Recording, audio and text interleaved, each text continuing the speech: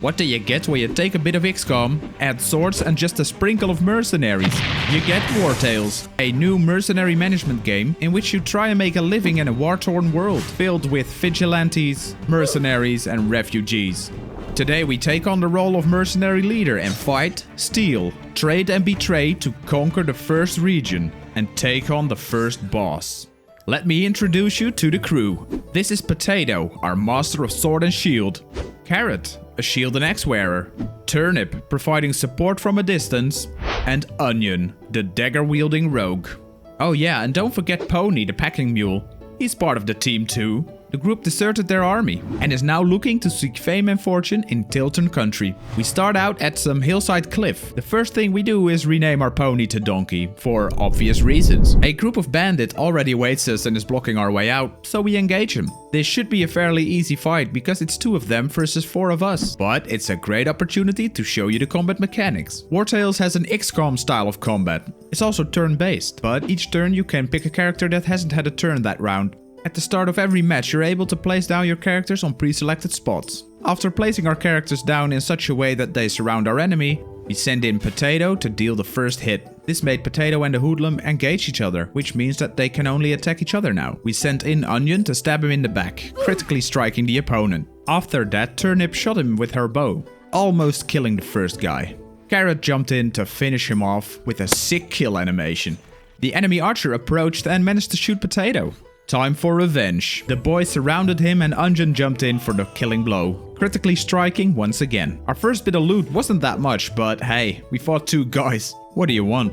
Onion's sick backstabs made him level up, and we could now pick his first skill, being Valorous Audacity. This lets him earn a Valor point each time he ends his turn next to an enemy. Valor points are really useful, letting us use skills in combat. We also leveled up his dexterity, increasing the damage he does with his skills.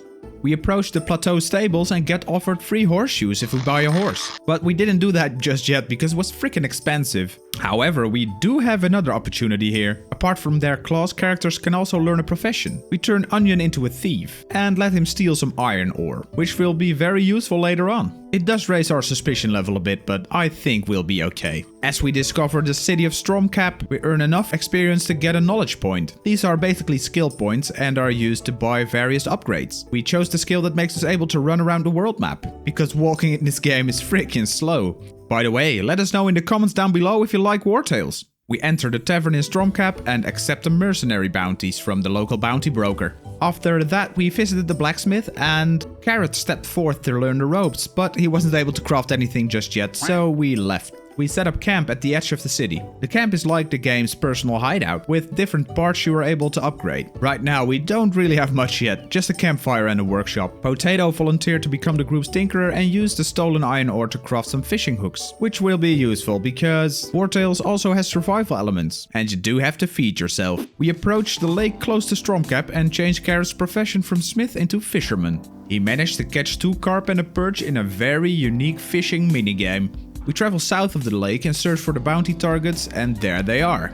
They look pretty strong with their armor on and stuff, but we do outnumber them, so let's just see how it goes. On the first turn, Potato dived straight in. He was gonna tank them, and it wasn't all that easy. Onion landed some nice hits, but Potato did get a bit of a beating. He lost about half his HP. Here you can see that Potato and Carrot's armor is damaged, and it does need some repairs. For that, we use a resource called materials. So we do need to keep an eye out for those. Turnip leveled up from the fight. We gave her the trait that gives her valor points whenever she kills people. Spoiler alert, she's not gonna kill a lot of people. Also, I leveled up her dexterity for some more damage. Because our energy bar was totally empty, we now had to rest. You do this by going to your camp and click the campfire to fuel your team with food. There are some sick calculations that my smooth brain isn't able to get a hold of, but higher number next to smiley face means good. More food gives more happiness, and some food types, like alcohol, give more happiness. I think I can relate to that. We travel forth looking for our next bounty target when we find the Tiltren jail. And more importantly, a new fishing spot. Time for Carrot to practice his new favorite hobby and net us in some more food. We then visit the jail where we buy some chains. These are apparently used to catch people and turn in at the jail for money. It sounds like a business worth checking out. Traveling a bit northeast, we found our bounty target fighting a group of boars. Funnily enough, the game lets you group up with the boars, and now we can fight our enemy together. Nevertheless, I made some stupid choices in this fight, so we did come out rather harmed, costing us 3 materials and a health potion to get back up. Carrot did level up though, which was nice. He turned into a berserker, granting him a pretty strong rampage attack. We had to rest again, so we set up camp, and this is where I found out that you get 2 materials whenever you keep someone at your workbench. I wanted to make a tent, which gives more valor per rest cycle. However, we needed rope for that, and for rope we needed hemp. And we didn't have that. After eating up some of our fishies, we headed back to Stormcap to hand in the bounties. We stumbled across some more boars fighting other boars. What's wrong with the boars around here? We decided to side up with one of the groups and got some hides from it. Potato leveled up from the fight and we turned him into a protector. A watchful protector. He was going to be the dedicated tank.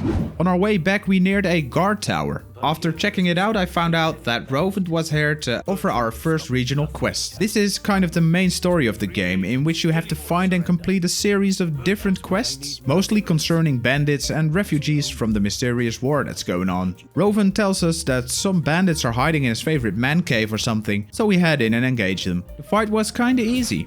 His man cave was freed and Rovent was happy. Onion got to pick a chest in the cave with again a very unique minigame. We got some iron and gems from it, and Onion increased his level and became an apprentice thief. We completed the first out of 5 main story quests, and the refugee leader caught wind of us, probably because we killed a bunch of his mates. Whoopsie. Finally, back at Stormcap, we handed in the bounties, got the money, picked some new bounties and went to the blacksmith. We turned Turnip into the blacksmith and let her forge rags. I'm not really sure how that even works. She also made a targe. Onion got the forged rags and Potato got the new shield. It was time for rest again, so we set up camp and crafted a cooking pot. And we didn't have anyone available to become a cook, because everyone can only have one single profession. Oh well, at least it spices up the camp's aesthetics. After resting once again, we got to the inn and recruited Ulaut, which we renamed to Garlic. He was also a dagger-wielding ranger, just like Onion. Seeing the amount of damage Onion puts out, Garlic will be a great addition to the team. With our pockets now filled with gold, we headed out again for some more adventure. We neared a mine occupied by a group of bandits. We easily cleared them out and were able to mine a good amount of iron from the walls. Also, Onion leveled again and we turned him into a cutthroat, giving him a valor expensive but crazy strong attack. On our way out, we met Danak at Old Wilbert's sheepfold, who wanted us to convince the owner of the place, you've guessed it, Old Wilbert, to stay there. We talked to Wilbert, but he wasn't so keen on letting the refugees stay at his sheepfold, and he offered us a fishing lure to straight up kill this lady. I have morals. Yeah, Turnip leveled up from that, and we turned her into an infantryman, giving her a sweet AoE skill. Wilbert gave us the fishing lure and we completed the second main story quest. After the following rest, Turnip had a kind of event pop up. She wanted to make name for herself. I chose to let her teach something to the group members and it made Carrot level up. Thanks, Turnip. We gave Carrot a valorous duel skill, giving initiative each time he engaged someone. We went back to the stables we came across at the beginning of our journey and bought another horse. And got the free horseshoe. That increased our carrying capacity by quite a bit. A welcome addition, because we were already amassing a huge amount of junk. We traveled onward to our quest destination and came across another fishing spot. Carrot equipped himself with the fishing lure and got a lot more fish. Thanks, Wilbert, this is a game changer for us. We got to a tower and found Klaas there. He's some artisan who's a deserter begging us to save him and get him a job somewhere. And as the good guys that we are, Onion grabs his lockpick and releases Klaas. We'll find you a better place, buddy. And apparently it's also a main quest objective. A little bit to the east we try and mine some more iron ore when we get attacked by a bandit group, who conveniently appear to be our bounty target. It was only 3 guys, so that's a pretty 180 gold. Checking the map spoiled to me where to bring Klaas. To the blacksmith we go. Before traveling further, we needed another rest. Potato crafted some more cloth from the hemp we found and we were able to craft a tent, giving us more valor points for each member resting at it. When you wait too long before resting, you'll increase your chance of getting ambushed. And that's exactly what happened here. Again, it was only 3 guys, which wasn't all that hard to deal with. And the loot was pretty good too. We got a pretty nice piece of clothing with a lot of armor and crit damage. There you go, Garlic. We gathered some more resources and fished for a bit, after which we went back to Stormcap, skillfully dodging the guards that wanted to take Klaas from us. We brought him to the blacksmith and it netted us 20 raw materials. That was pretty good. We handed in our bounties at the inn and sold some of our leftover weapons to the blacksmith. We've got almost 1,000 gold now, which is very good. Enough to invest some more money into a new member. We recruited Maganor, a level 2 spearman, and renamed him into Tomato. Tomato? Yeah, let's just call him Tom. For exploration's sake, we traveled northwest and stumbled across Tiltren lumber mill. We met a suspicious woman there, who was telling us that there was nothing strange going on here. Right. Her basement was locked, but I found the key in a box in the attic. My curiosity took a hold of me and I checked her basement and... this woman was keeping 2 refugees as slaves in her basement. Nice. Coming back up, the woman was gone and we could now freely take all of her wood. Look at Tom go. What an absolute Chad. We wanted to leave and the woman came back and brought some of her friends. Apparently they didn't like us discovering their slave bodies, so we ended up in a fight. Potato headed in first to engage the hoodlum and the guys weakened him. Because we still had the shackles on, we could now subdue the hoodlum. With the hoodlum down, they focused on Ines and clapped the rest of the team with relative ease. We now had our very own prisoner, Attic. After traveling further west, we came across a wilderness camp. These nomadic-like people wanted to share their knowledge with us, but first we needed to participate in their so-called first hunt.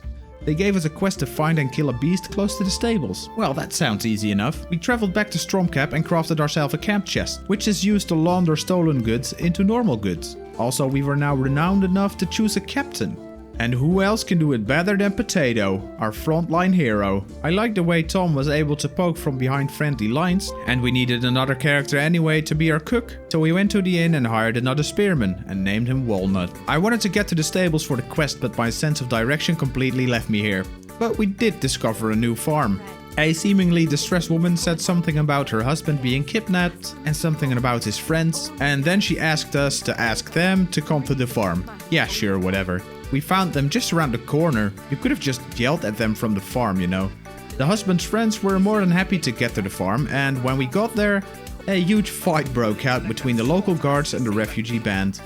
We chose to fight the brigands again, and this fight sure wasn't easy. They had pretty good troops doing all kinds of different attacks. Poison, AoE, all that kind of stuff. After a long battle, we managed to win, thanks to our strong rogues and the landscape advantage we had. And the loot we got was also pretty sick. We got a great level 3 armor, a dagger, some kind of trinket, and even more armor. Totally worth it. The quest itself gave us adjustable straps, giving someone 1 extra movement. We gave it to Garlic because his movement really sucked. At the camp we also made a hitching post for the horses, increasing the carrying capacity even more. We traveled back to the hunting camp because I had a brain fart and thought we already completed the mission. But we didn't yet. We went through the forest and fought a group of boars, and then got ambushed by a group of ghost animals. This fight was pretty okay, pretty straightforward, until some kind of odd, gigantic ghostly goat spawned. He was freaking strong and kept causing horror to the group, letting us run off the battlefield in fear. After another long battle, we did manage to kill him, but it sure took its toll. We did get some ghostly hide though, which was probably valuable, and Garlic leveled up and became a strategist, now able to throw smoke bombs. Tom also leveled up and turned into a harpooner, giving him a bleeding throw attack. One of my favorites. The group was certainly starting to look like something now. We set up camp and built a strategy table, which was kinda useless right now, but I just wanted to spend something. Take my money. On our way to the so-called beast, we visited the jail and sold our prisoner. It made us 60 coins. Yeah, I'm not really sure if that was worth it or not, considering the 20 gold price for the change and all the food he ate, but I guess it was fun having him around. We found a body that was horribly mangled. Lovely. Anyway, it activated our Witcher senses and we could now follow the beast's scent. Can't seriously think I'm gonna chase down your goat. Not long after we found it, and it was called Sika. And apparently it was just a big wolf. We made short work of her entourage, with Turnip dealing some nice damage with her AoE. After we killed the pack, we were left with Sika, and also killed her. We leveled up our power and glory, which is part of another leveling system built off of different challenges in different categories. Because we wanted to upgrade our weapons pretty soon, we picked Art of the Forge, increasing the stats of our forged items. We also leveled up masteries and wisdom, giving us the trait Endurance Run to make us run even longer distances. That's gonna be great for getting around the map even faster. So we ran back to Stormcap and crafted a falchion, an axe and a spear. and we gave it to the guys. We were already preparing for what was coming. Arriving at the trackers camp, we handed in the wolf quest and got a piece of reinforced armor. And the blueprint to make even more. Let's put it on Potato because he's sucking in the most damage. We headed to our quest location and we came across a trader selling a pike providing 3 attacks if an animal was near. So we bought it and went out and captured a big boar, who we named Cheese. When nearing the last quest location, we noticed a building with a lot of dead guys around, and then we saw him, Matthias Lund. A pretty distressed looking guy. Yeah, let's avoid him for now. Bye. We entered the last quest and you've guessed it. We sided with the local guards against the refugees. And we were pretty overleveled for this quest. 10 versus 4. Easy clap. We got a call from the mayor for the actual last quest. To drive out the refugees for good. I actually feel pretty bad for him right now. But first, time for a quick nap. Put the guys in the tent for some more valor and go. The fight with Matthias is pretty rough. It's really something else. He has a lot of turns and targets the person closest to him, swooping them with a crazy death swing on his next turn. Just look at him go. This is a hit with 70% damage reduction. I'm no good at math, but that's pretty sick. By letting the tank soak up all the damage and cheese. And by using hit and run tactics with the rest of the crew, we managed to kill him. Go Onion. Nice kill cam. We got Matthias's mace, Lucilla, wrapped with human skin. Presumably from Lucilla? Anyway, it was a pretty good mace and we really needed to find someone who could wield it. But first to the mayor and to the final fight.